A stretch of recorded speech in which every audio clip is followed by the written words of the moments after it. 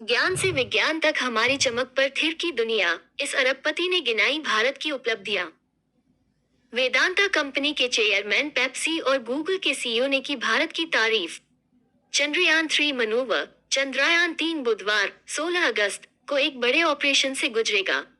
दरअसल भारतीय अंतरिक्ष अनुसंधान संगठन इसरो इसकी कक्षा को चंद्रमा की सतह से 100 किमी तक कम करने के लिए मनूवर सावधानी से किसी चीज को मैनेज करने की प्रक्रिया करेगा। यह मनूवर चंद्रमा की सतह पर सॉफ्ट लैंडिंग करने की दिशा में एक महत्वपूर्ण कदम होगा। अगली प्रक्रिया को 16 अगस्त को सुबह करीब 8:30 बजे अंजाम दिए जाने की योजना है। इस मनूवर को ऑर्बिट सर्कुलराइजेशन के नाम से जाना जाता है। इसमें अंतरिक्ष यान के इंजनों का इस्तेमाल करके इसे एक निश्चित तरीके से धकेला जाता है, जिससे इसका रास्ता ज्यादा सर्कुलर हो जाता है। इसके बाद स्पेसक्राफ्ट सॉफ्ट लैंडिंग के लिए तैयारी करेगा। चांद के करीब पहुंच रहा है स्पेसक्राफ्ट। इस साल 14 जुलाई को श्रीहरिकोटा के सतीश धवन स्पेस सेंटर से लॉन्च किया गया चंद्रयान 3 लगातार अपने टारगेट की ओर आगे बढ़ रहा है। 5 अगस्त को चंद्र कक्षा में प्रवेश करने के बाद स्पेसक्राफ्ट ऑर्बिट में घूम रहा है, जिससे धीरे धीरे चंद्रमा से इसकी दूरी कम हो रही है। चंद्रमा पर सॉफ्ट लैंडिंग वाला चौथा देश बन जाएगा भारत। 23 अगस्त को निर्धारित सॉफ्ट लैंडिंग का मकसद लैंडर और रोवर को चंद्रमा के साउथ पोल पर स्थापित करना है।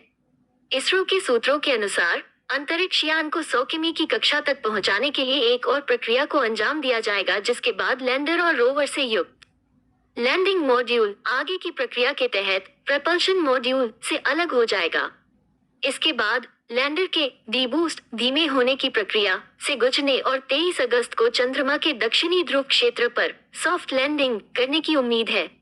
ऐसा माना जाता है कि इससे खोजें होंगी। रूस, अमेरिका और चीन के बाद भारत चंद्रमा पर सॉफ्ट लैंडिंग करने वाला चौथा देश बन जाएगा। लैंडर के लिए चाहिए कंट्रोल। बता दें कि लैंडर के प्रोपल्शन मॉड्यूल से अलग होने और स्पेसक्राफ्ट के ऑर्बिट में 100 किमी x 30 किमी पहुंचने के बाद सॉफ्ट लैंडिंग की प्रक्रिया शुरू होती है।